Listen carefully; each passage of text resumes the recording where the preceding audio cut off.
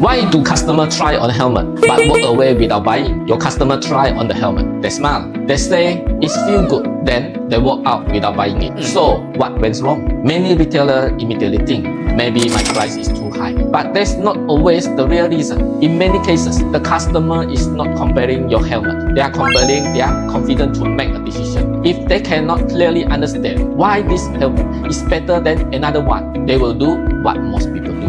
They will say, but think about it. And many of them never come back. A helmet doesn't sell itself. The salesperson needs a story, not a long technical presentation, but a simple reason to buy. For example, this helmet has a wider field of vision. It fits an intermediate overhead shape. It includes an internal sun visor. It comes with an ECE 22.06 certification. Those simple points help customers make a decision. At MY Helmet, we don't just develop helmets. We also help our partners understand how to present the product with confidence. Because customers don't buy when they understand everything. They buy when they clearly understand why this helmet is the right choice for them. I'm Fu from MY Helmet. Bye bye.